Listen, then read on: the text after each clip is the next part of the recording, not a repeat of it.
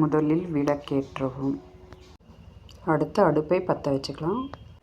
அடுத்து குக்கரில் துவரம்பருப்பு, மஞ்சத்தூள், தக்காளி போட்டு வேக வைக்கவும்.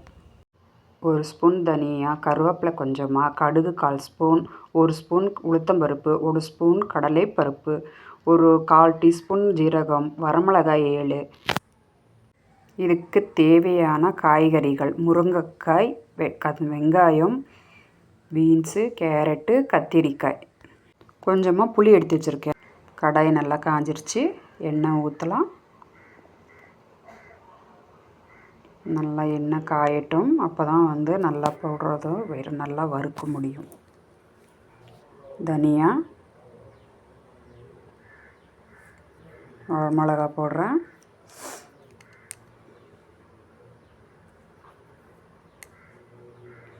ஜீரகமும் போடுறோம். கடுகும் போடுறோம். கடலைப்பருப்பும் போடுறேன். உளுத்தம்பருப்பும்,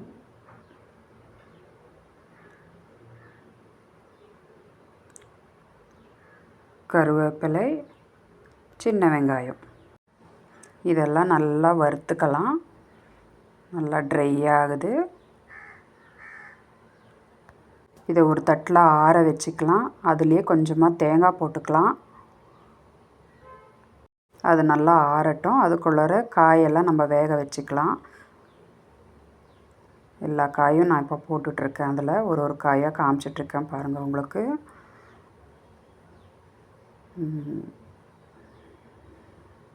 அதுலேயே கொஞ்சமாக நம்ம இப்போ உப்பு போட போகிறோம். அது காயெல்லாம் வதக்கிட்டு நம்ம இந்த மசாலா அரைச்சிக்கலாம். மசாலா அரைச்சி இப்போ அந்த காய்க்குள்ளே போடலாம். பாருங்கள், நான் எல்லா மசாலாவும் போட்டுட்டேன். நல்லா வதக்கிக்கலாம். நல்லா வதக்கி விட்டுட்டு அந்த தண்ணியும் நம்ம அதிலேயே ஊற்றிக்கலாம். மிக்ஸி கழுவுன தண்ணி அது. பாருங்கள், பருப்பு நல்லா வெந்துருச்சு. தக்காளி எல்லாமே நல்லா வெந்திருக்கு. இப்போ காயெல்லாம் பாருங்கள் நல்லா வெந்து வருது. மசாலா அதில் நல்லா ஊட்டியிருக்கு. நம்ம பருப்பு எடுத்து இப்போ அதில் ஊற்ற போகிறோம்.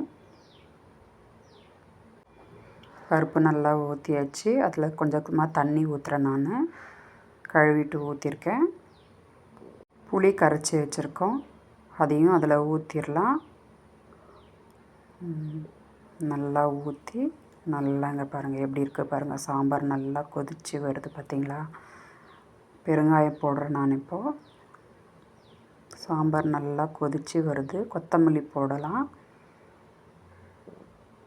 கொத்தமல்லி போட்டதும் நல்லா சாம்பார் கலந்து விட்டால் அப்படியே கமகமன்னு வாசனையாக இருக்குது. நல்லா வாசனையாக கொதித்து இறங்கிக்கு வருது.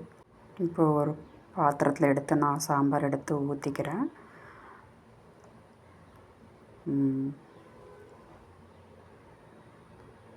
சாம்பார் எடுத்து ஊற்றிட்டேன்.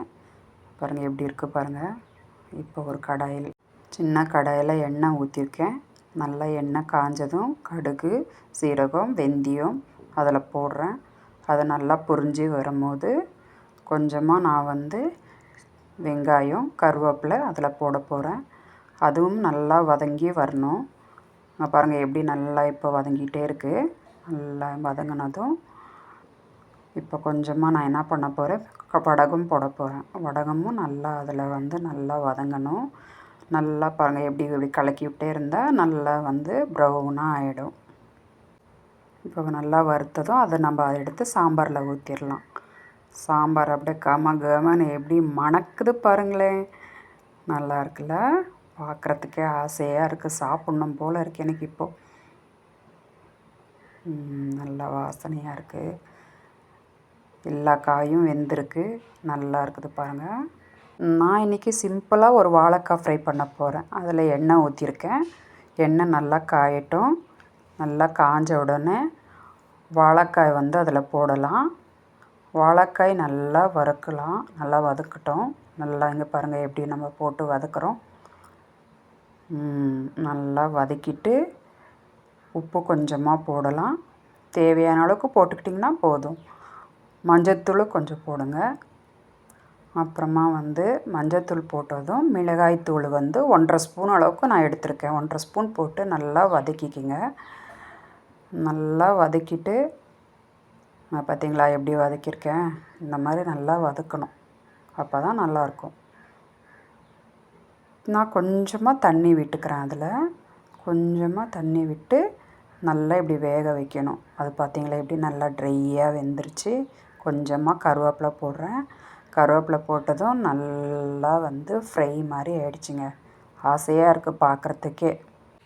இப்போ லன்ச் ரெடி ஆகிடுச்சு. வாங்க சாப்பிடலாம். நான் சாப்பாடு போடுறேன். சாப்பாடு போட்டு அதில் கொஞ்சமாக நான் நெய் விடுறேன். நெய் விட்டு பார்க்குறதுக்கே நல்லா இருக்குதுங்க. சூடாக சாதம், முருங்கைக்காய் சாம்பார், காய் எல்லாம் போட்டு சாம்பார் வச்சுருக்கு. கம்ம கம்மன்னு இருக்குது. வாங்க சாப்பிட்லாம்.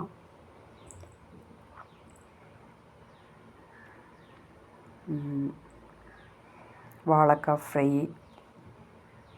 நல்லா கம கம்மன்னு இருக்குது. நல்லா வெந்திருக்கு பாருங்கள். ட்ரையாக இருக்குது பாருங்கள். நல்லாயிருக்கு.